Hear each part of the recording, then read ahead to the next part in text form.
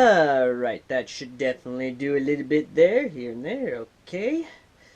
The positronic matrix is now connected to the flow, to the plasma flow, and the weird thingamabobber is connected to the weird thingamajig. Really wish Star Trek-y fans would make this instructions very fucking clear. Anyway, computer! Boot up the sequence. No, wait, I gotta say this in a Trekkie voice. Computer, boot up simulation 00-1 improved dot exe dash file 01. Affirmative.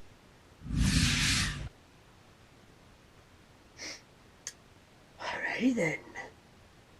Ladies and gentlemen, I have a new background! Feels good to have a full background, doesn't it? Even got a map. Yes. And the Supernatural poster. Oh yeah. Anyway, let me put up my tools and hope to God that this thing does not fail again. Let's hope. Anywho. Excuse me a second. You know, I was looking around through, of course, my old footage, and I found an unboxing video related to a gun that I completely forgot I had and had not done a retro review on at all. Here it is, 2020, and this gun from 2008 has not exactly been on my channel yet, or has yet to be given a retro review and asked the question, does it still hold up?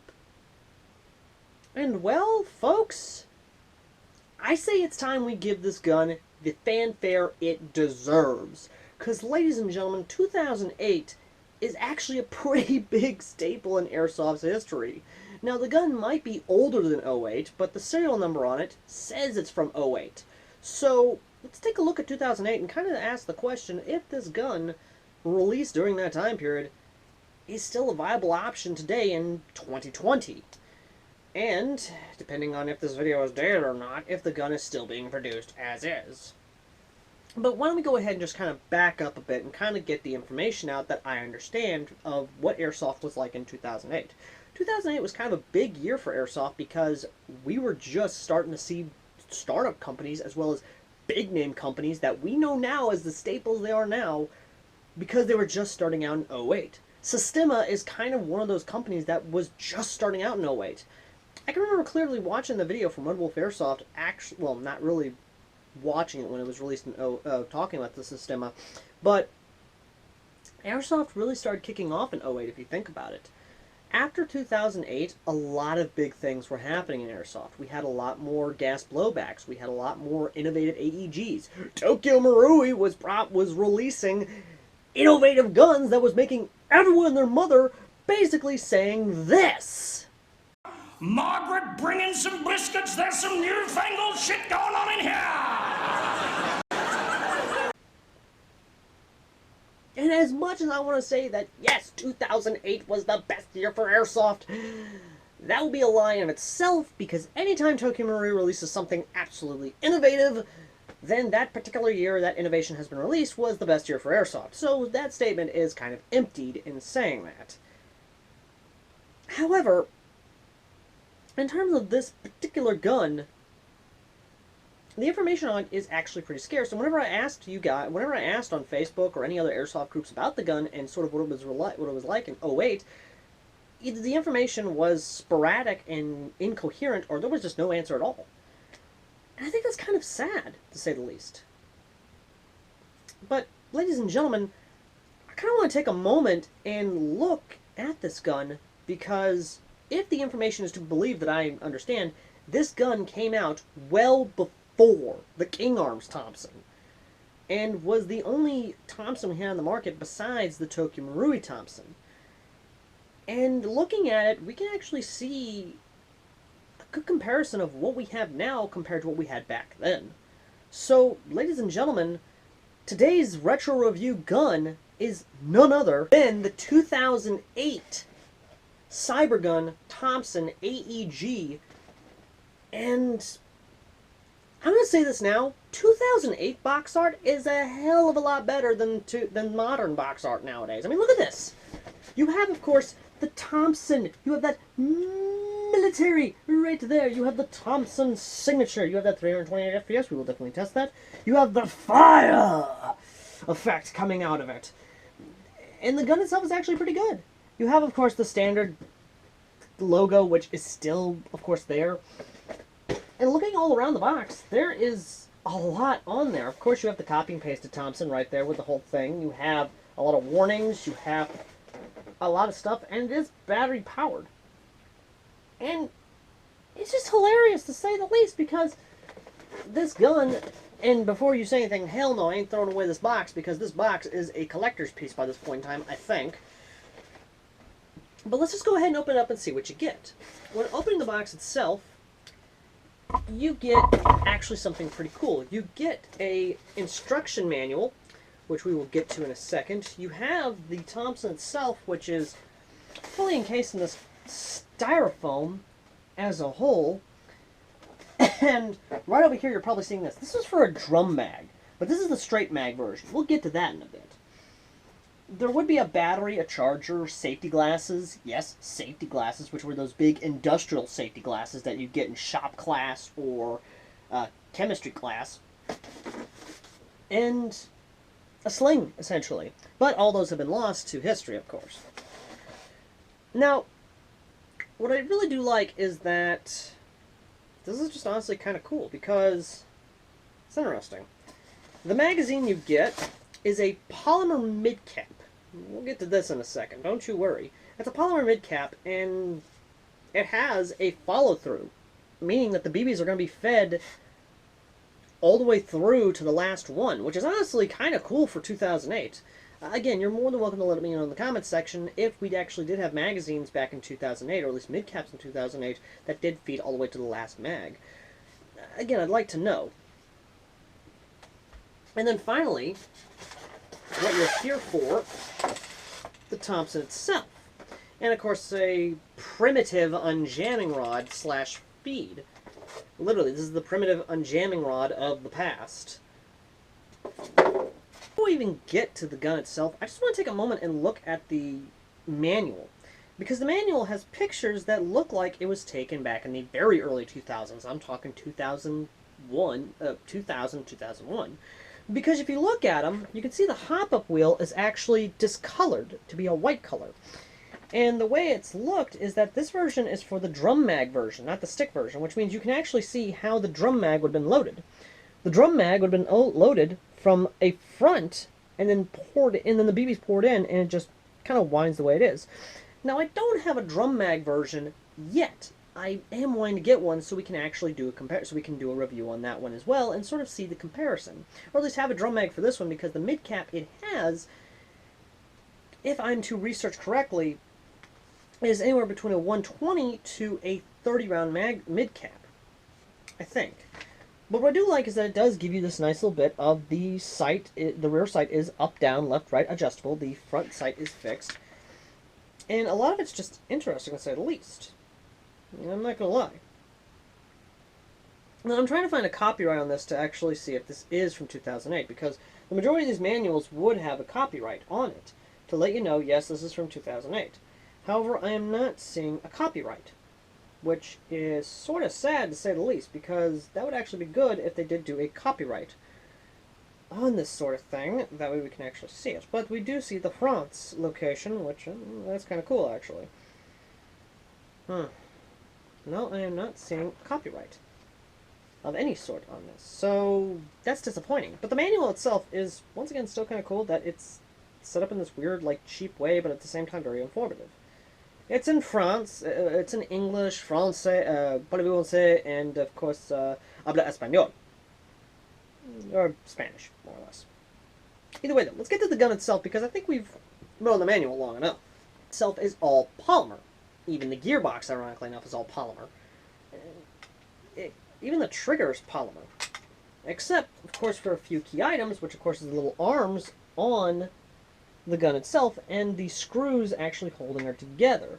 But the way you take it down is still relatively the same of how you would actually take down a real Thompson. You would remove the buttstock, you would press the button back here, push it forward, up, and all that, which we will take a look at the gearbox in a second and sort of see how that all comes together. But in terms of the thing itself, The Thompson, even if it's polymer, is still somewhat comfortable, still good. The grip, while yes being polymer, is still pretty good. It's not flimsy, it's actually still solid, and I'm actually surprised how solid it is after being essentially in a box and maybe taken out to a few games. But again, this is from 2008. You have the, of course, faux charging handle, and I might have mistaken myself. The gearbox is not polymer, but in fact, it looks to be metal, I think. You can actually see the gearbox through the charging handle.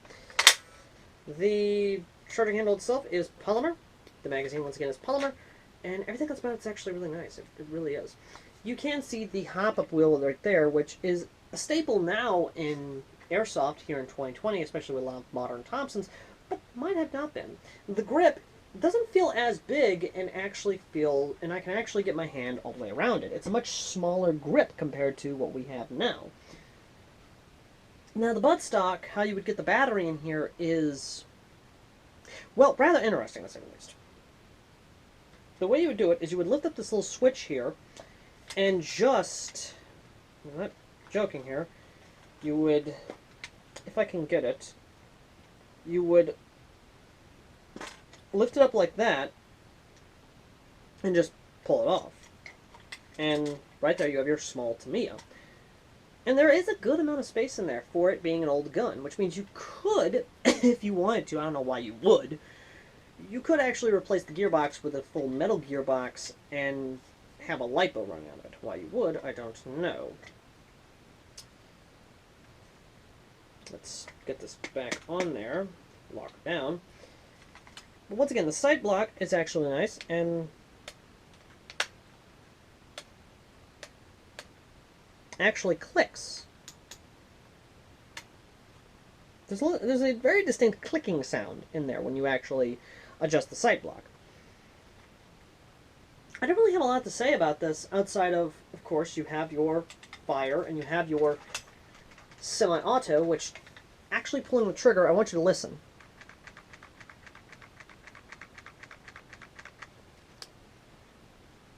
I'm a little curious about that gearbox, I really am, but we'll get to that. And then, of course, you have your full auto setting. Again, you can hear that plastic rubbing. It's definitely interesting. Now, the magazine release is not metal. It is also polymer, or at least I believe... Yeah, no, it's polymer. I can see the seams.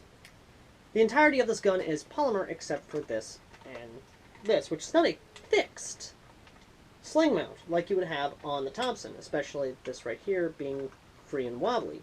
The sling mounts are metal.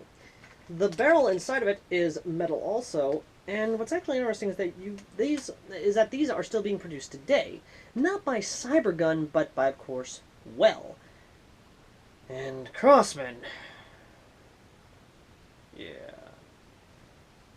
The ones that are being produced today are, I really don't know. I haven't gotten any today. I haven't really found a reason to get them because I have the original here, but I would definitely love to get my hands on a Well version of this, or even the Crossman version, and yes, with the tactical rails and all, because Crossman decided to go with the drum mag version instead of the stick mag version for their tactical Thompson, which is absolutely asinine if you ask me, but oh well, what do I know?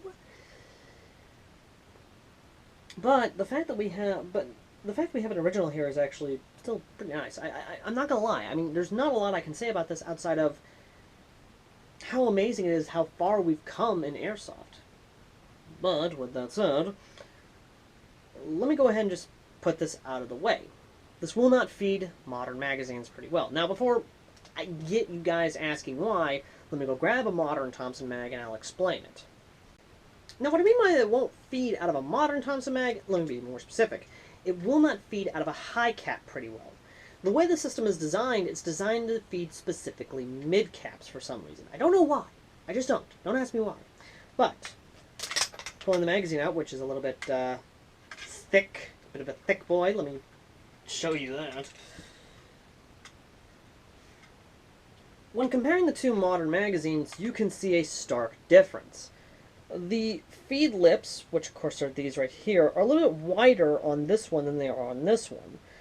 The feed ramps themselves, or at least the ramps as a whole, when compared side by side, You can see that the original is a lot thicker than the new modern mags that we have now on Thompsons.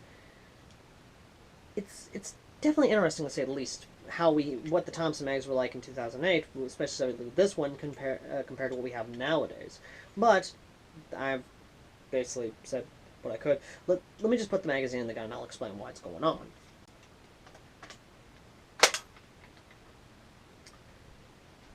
The modern mag is in the Thompson itself, and there is a little bit of wiggle because of the much thinner feed ramp, or not feed. Basically, the rib on the back of the damn magazine is not thick enough, and it causes it to wobble. Now, I'm not saying that modern magazines will not work with this gun. In fact, they will. I've actually talked to a lot of others who have had these guns still from when they first bought them out at the big five stores, or a lot of sporting goods stores, things like that, when these were out in the market. And they will feed mid-caps good, which means if you want to use this gun, if you find one and you want to use it, or at least you find the copy that is being produced by Well, and you want to use modern Thompson magazines with it, it will feed mid-caps just fine. However, high caps, for some reason, don't feed good. The best way I can explain why it doesn't feed alright is that there isn't enough tension behind the BB to actually go into the chamber and feed in there. Because when you do try to use high caps with this Thompson, and I'm talking about the original here as well as the copies, there's a misfeeding with the high caps.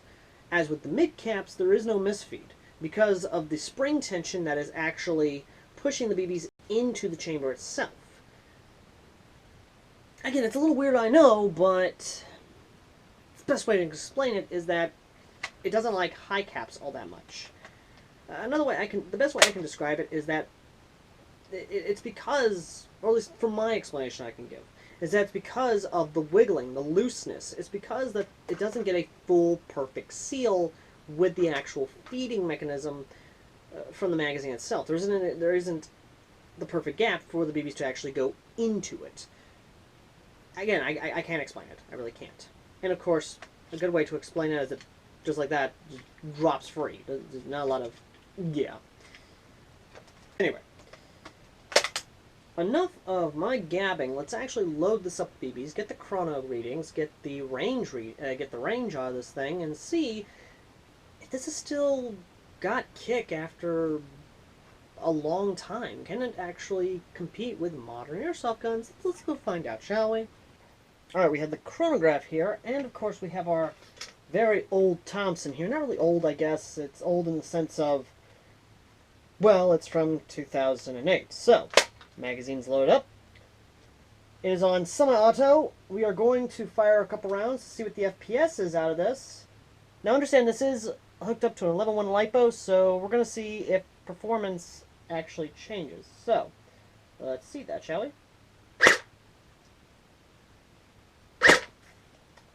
229, 225, 196. I am using Black Ops Point 2s, by the way.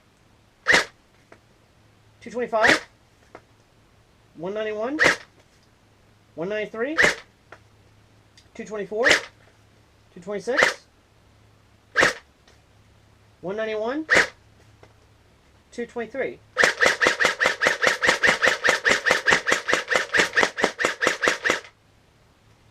Not getting a rounds per minute, so let's switch to full auto and see what that does, shall we? It's fluctuating between 750 and 400 rounds per minute.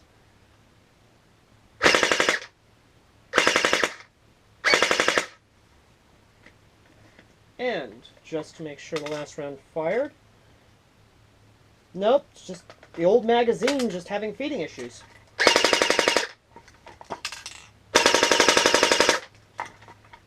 It's an old mag, guys, so it's going to have some feeding issues.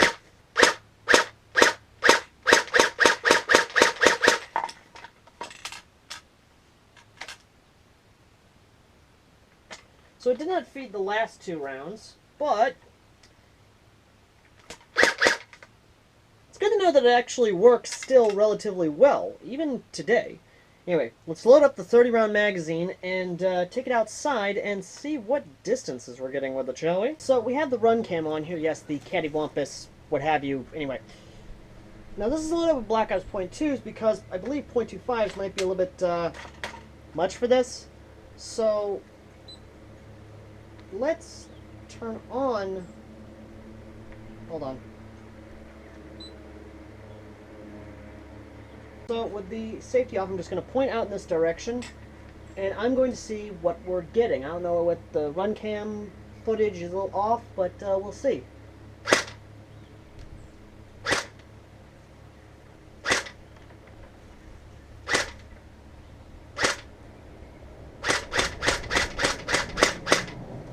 Definitely interesting. I don't know which direction to turn the hop up. I believe it's down for up. I'm not sure. Yeah, it's down for up. Now those BBs are just...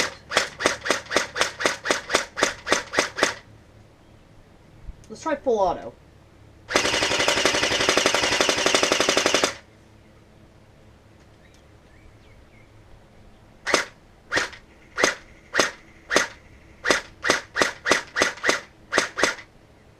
It's definitely got some feeding issues. Like, it really does. Let me just... Again, it might be because of how old the magazine is. It might be the big reason. Again, the magazine is old. Like, the magazine's from 2008, so... Let's try that, shall we?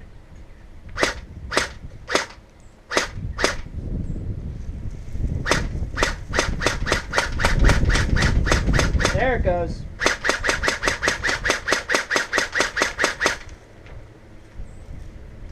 Well, I think we got the point across. The hop-up, again, from 2008, the hop-up ain't that bad. The only real issue I'm having is that the older magazines definitely have feeding issues. Or at least it might just because of the age. Again, it might be just that. It's the age of the magazine. But let's go inside and give our final thoughts on this old gun, shall we? Say what you will about old airsoft guns, but never say they're not down and out. Is this a good competitor with airsoft nowadays? I wouldn't say that. It's definitely a product of its time. It's an old gun. And while, yes, I may take it out every now and then, when I finally get some mid-caps, I'm not going to take this out to any real big games. Simply because I don't have another one of these. I want to try and keep these as preserved in perfect condition as possible. And being a collector of airsoft guns, being a collector of older airsoft guns, and even just guns in general, I want to try and keep them in one piece, and only repair the parts that need to be repaired. And the fact that this gun is still kicking after so many years, after being left in a warehouse, after being just dusty as almighty, this gun is still going strong. And it definitely shows we've come a long way in airsoft, especially with Thompsons. And I'm dead serious on that. If you look at the evolution of the Thompson AEG, or at least the Thompson model in airsoft, as of recently, we now have the Thompson gas blowback. We now have a Thompson 1928, historically accurate from Ares, that is an electronic blowback. From Swit Airsoft, we have a gas blowback version of the Thompson 1928. In general, the Thompson platform has evolved over the years since its inception from Tokyo Marui, and then it being copied, which is this copy right here. And you can still buy the Tokyo Marui Thompsons, and you can bet I want to grab one, just so I can continue to grow my Thompson collection. But as a whole, this one right here has a special place in my heart because this is the first Thompson I bought and did not know it was an old gun. I just thought it was another airsoft gun until a buddy of mine sent me the modern Thompsons, and then I started doing a little digging on this one and found out it's an old gun from '08. I got this gun on Amazon for about 50 bucks. It's now gone up from inflation to $90. And last time I checked, these are going for about $100. That's insane. The collector's market is definitely interesting, to say the least, when it comes to airsoft guns. And whether or not this thing is actually a model that was just introduced in 2008 or is older is up to you guys to let me know in the comments section down below. I'd love to hear your thoughts on this, as well as airsoft guns from 2008 and before, to kind of spread knowledge of how far airsoft has come in the recent years. And yeah, that's it.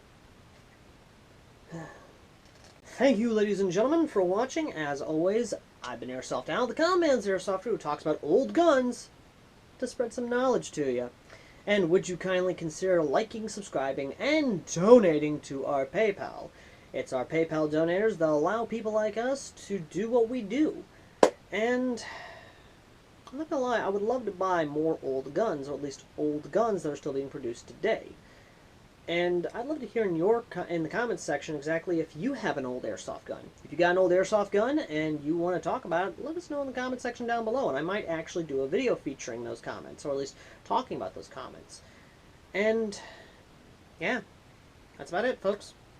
Thank you all for watching. As always, I've been AirsoftAL, and I will see all you lovely people in the next video. Till next time, later!